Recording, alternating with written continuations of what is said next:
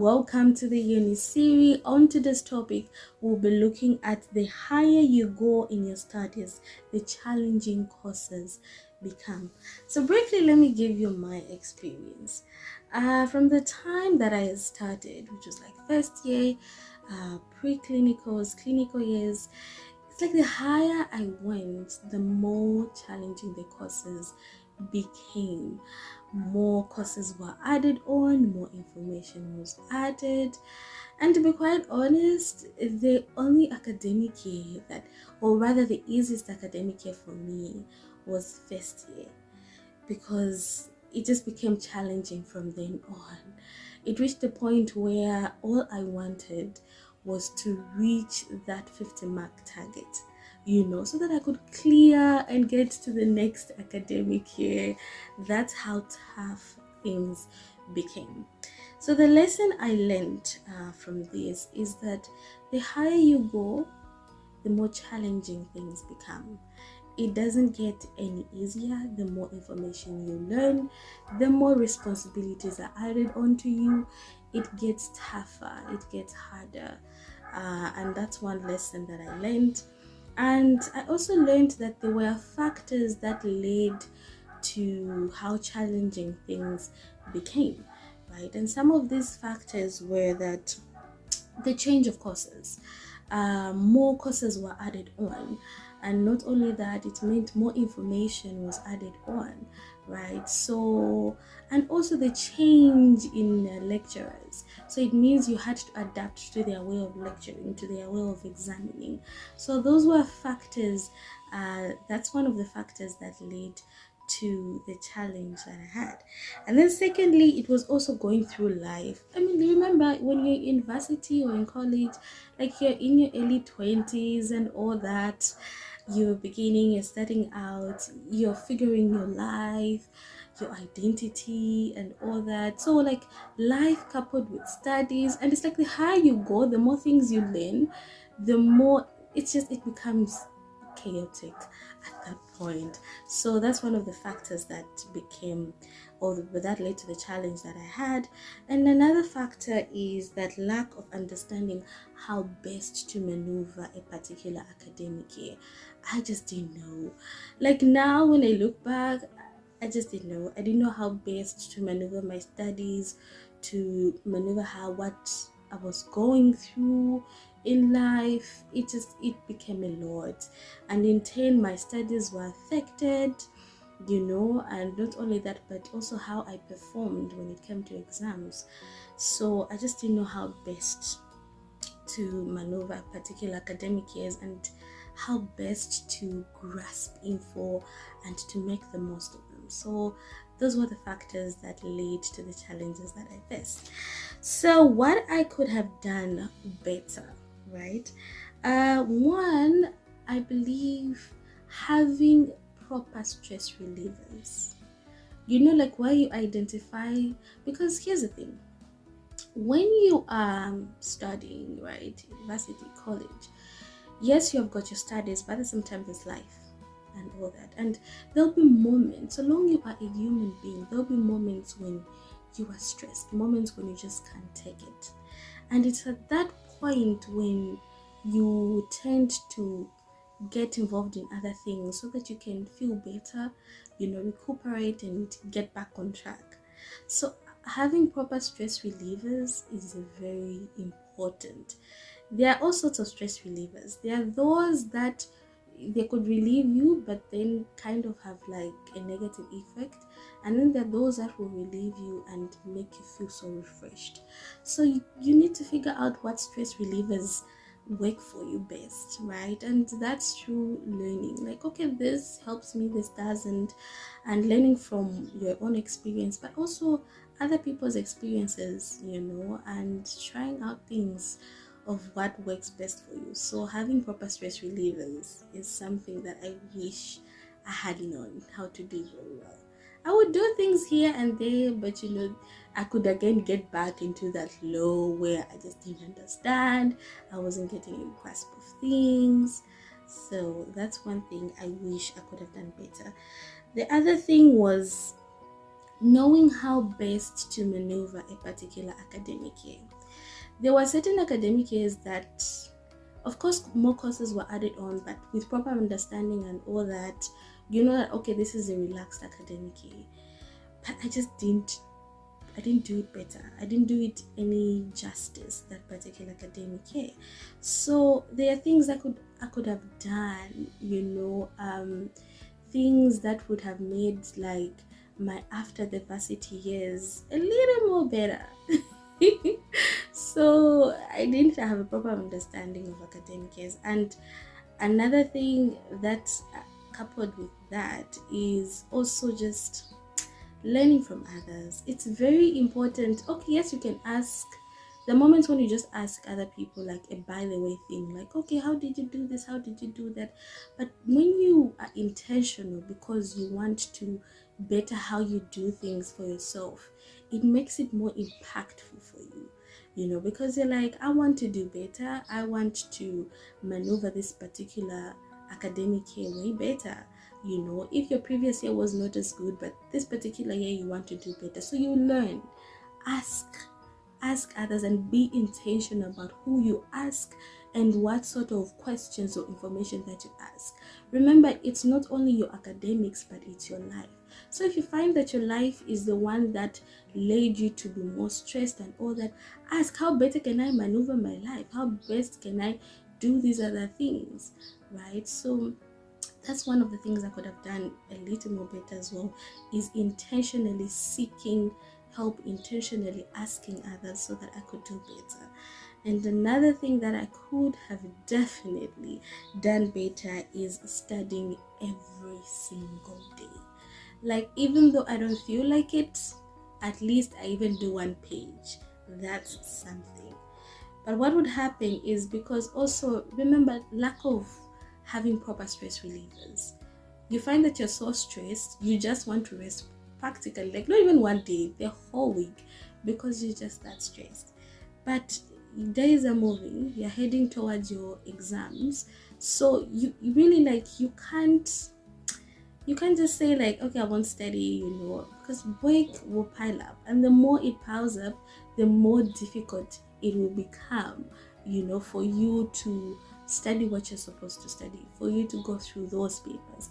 And not only that, but there are also assignments waiting for you. So that's definitely something that I could have done better, studying every single day, no matter how terrible I feel, sorry, no matter how terrible I feel, making an effort that every single day I touch something, I touch a book, I touch an assignment every single day. Even if it's just for 30 minutes on those low days, it's okay. But at least I made an effort. So that's today's topic. From me, it's goodbye until the next time. On today's topic, we'll be looking at have standards and boundaries. So brief experience back in uni, right? We'll be taking a break. So then I was like in my 20s, early 20s, I should say so. And I used to be a person that I would say I was like a yes woman. Someone who, when I'm invited for something, I just felt like there was no need for me to say no. What I can say is my no was not as strong enough. So I just felt like I wanted to belong, like this thing of wanting to belong. So when there's something that has come up, somebody else's birthday, like, yes, no problem. Something else that that you really don't have the time of day, but I'll be like, yes, let's do this, let's do that. I had like the will and the interest and all that, but I didn't have as much time, because I had studies this way. So, but I would find myself saying yes to things that I shouldn't have said yes to, so I can say I used to compromise like that. One thing I learned from that experience is that it's very important to have your standards and boundaries and have them defined, what they are for you and what they mean to you, right? Because these are things that will lead you into saying no to something that you know you cannot get involved in because you just don't have the capabilities or the energy or the resources, right? Or you just have something else to do. So that's one thing I've learned. Having standards and boundaries is very important. So a boundary, I would say, is it's something that you decided not to tolerate, or a certain behavior or trait that you've decided not to compromise on. That is a boundary. What you say that, okay, I cannot tolerate when somebody does this thing to me, or I cannot tolerate being in this specific environment because then it will lead me to compromise in this way. So you set boundaries for people and specific places, right? That is a boundary. Then a standard is a trait or behavior that you have decided to hold on to ground you or to guide you in life. That is a standard. I'll give you an example of something that I've set for myself now as a boundary.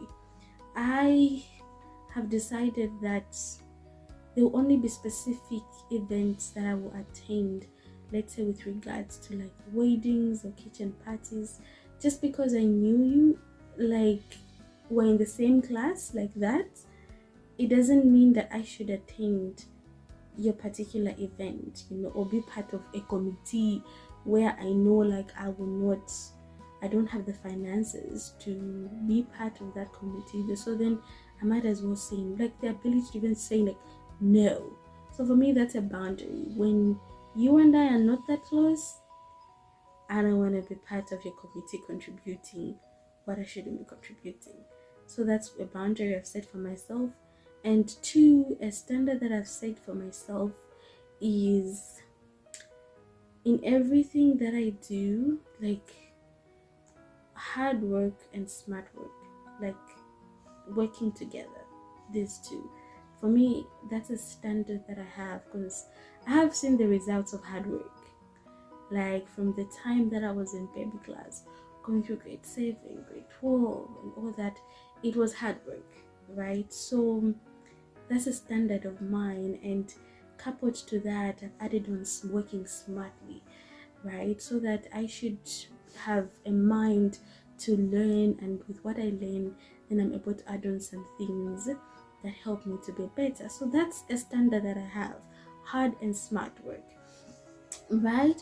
And I would say, like, you can only set boundaries and standards for yourself as a person when you learn about you, when you have that personal time with yourself, when you've decided to take on personal growth.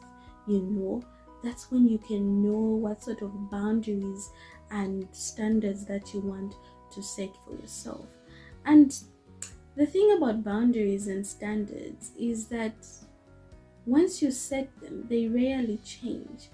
But oftentimes, as humans, we compromise in this too. So that's something that we'll talk about later on. And so, what you can do to set your boundaries and your standards is look at these various aspects. You can look at the physical aspect. What sort of boundary and standards do you want to set for the physical? Right? So you can look at that, your emotional, your social, as well as your finances. It's important to set boundaries and standards for that, especially when it comes to black tax and all that. Yeah, it begins when you're in uni. What can you compromise on when it comes to your finances? So such things, or such particular stages or phases or groups, that's where you can set your standards and boundaries: physical, emotional, social, your mental, your finances. Set boundaries in those, and those are like holistically what builds us up as a human being. So I would say that's what you can set your boundary in. And then the benefits of boundaries is that, one, you will know what you stand for. And when you know what you stand for, in whatever It will even aid you in spaces that you would like to be in, because you know that, okay, for me, I cannot be in such a place because I know it will lead me to compromise, right? And that compromise in the long run might not be beneficial for me. So it will lead you to have that particular standard, or what it is that you stand for. And you will be able, secondly, is that you will be able to cater not to your own needs alone, but also other people's needs, because you will know, you will have the time and the space to be able to care for others, and you will pour in much impact even into the relationships that you're in. For example, I would say you would know that, okay, I have, let's say, people that I am friends with that close. There are 5 people. Then it's those 5 people that you decide to pour into as much as you can, because they know they pour into your life. Rather than getting involved with like as many people as it can be, just because you don't have boundaries with people, even when you know that particular people are not beneficial for your life. So it helps you to have that sort of guidance, that sort of like, what it is that you are involved in, or what benefits that you're getting from it, or what it is that you're putting out there. Your standards and boundaries do that for you. They give you the maximum benefit, not only to yourself but to others. So it's also very important to be very careful of people and environments that lead you to compromise. You are human, I am human. There are times when we err, times when we are just in those certain places or with those certain people that we thought, okay, what the hell, nothing much can happen. But then we compromise our standards, we compromise our boundaries. So then what happens when you compromise, right? Because I feel like that's something that's not really talked about when you compromise. One thing I would say is you need to forgive yourself. Forgive yourself that yes, you have done something that you set yourself not to do, right? So forgive yourself, and to speak to someone close, so that they can be able to help you the best way they know how to. So speak to that person. And another thing I would say is that, as I earlier mentioned, we are all humans and we're not perfect.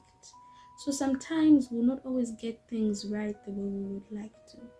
But what's most important is recognizing what has happened, or what it is that you've gotten yourself involved in, forgiving yourself, and in that process of forgiving yourself, picking yourself up where you are. Right? You know the significance of why you set that particular standard or that particular boundary. And in as much as you have compromised, it doesn't mean that is it, you're done for. No. You can set new boundaries and new standards based on where you currently are, and take one step at a time. One step at a time. And before you know it, you are better. Don't condemn yourself or feel so shameful because you have compromised. No. Understand that you're not the only one who's been in such a situation, and just because it has happened to you, it doesn't mean you cannot bounce back. You can bounce back to even be a better version of yourself, because what we do is we learn from our mistakes, right? We learn so that we can be better. So from me, it's goodbye until the next topic. On today's topic, we'll be looking at HIV, which stands for Human Immunodeficiency Virus. Brief experience. I got to learn about HIV when I was doing or studying medicine, right? So I got to learn about it, like, okay, this is what it is, this is how someone can acquire it, to just learn the basics of what HIV was. Then I got to understand and fully appreciate HIV and the dynamics that are involved when I did a psychosocial counseling in HIV testing course, like being able to see clients coming through and being able to converse with them, and also being able to do the HIV testing. I got to fully appreciate the dynamic of HIV. Why is this topic important? Mainly, it's because HIV is a condition that is very prevalent in Zambia, and it affects a diverse range of age groups, ranging from your 15 to 19, 20 to 30, 30 plus. So it affects people within those age groups, right? And what is the lesson um, that I learned? One thing that I learned is that it's important to know what your HIV status is. Know it, and you can only know it when you actually go for testing. This is where psychosocial counseling comes in. I believe every university or college should have like a clinic, and at the clinic there is a psychosocial counselor who basically counsels you and then also does the HIV testing. Sometimes, you might not even think you're at risk or anything like that. It's important to know what your status is. Just imagine the time that I got tested, my first time was when I remember we were just coming out from the hospital after having our classes and all that. I was 24, 25 years, that age. That's the first time I went into a psychosocial counselor. I was counseled and I got tested. Of course, it came with fear, because you just don't know.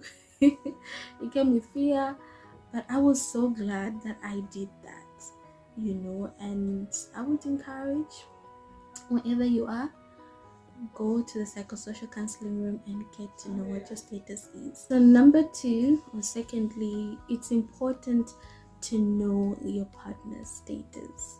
When you are in a relationship or you're courting or anything like that, it's very important to know. And especially looking, as I earlier mentioned, like HIV is a condition that's very much prevalent in Zambia. So it's important to know, right? In as much as you know who they are, their basics and whatnot, get to know your partner status. You might go for HIV testing together, or they might go on their own. Usually it's encouraged that you go as a couple so that you're both tested and you know what your statuses are, right? Yes. And then number three lesson is that learn about HIV, learn about it. And that's why I'm encouraging to go to the psychosocial counseling room as your startup.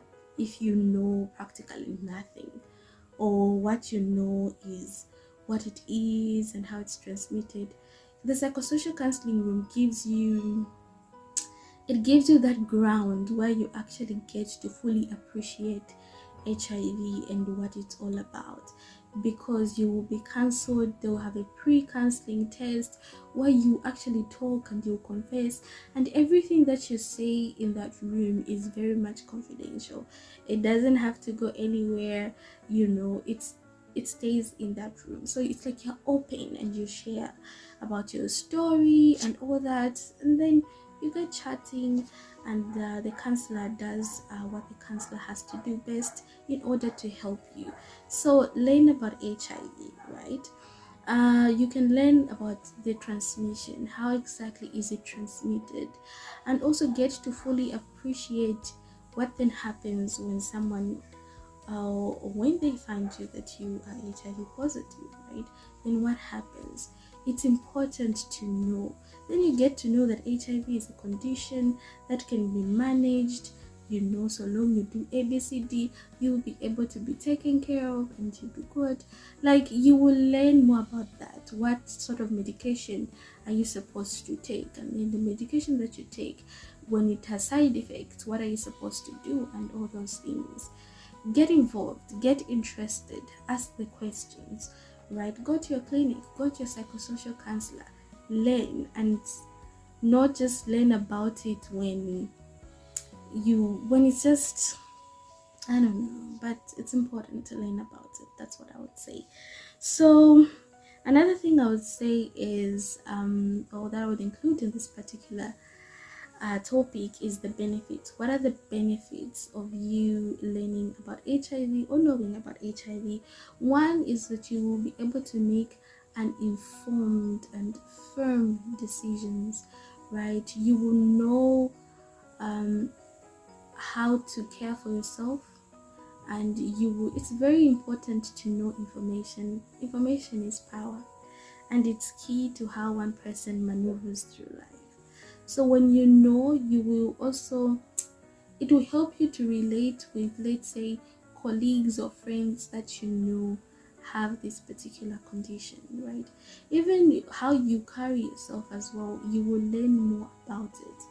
For example, I'll give you an example. Like whenever I remember when we um would have someone who is HIV, would always tell them that now the facility is your friend, you know.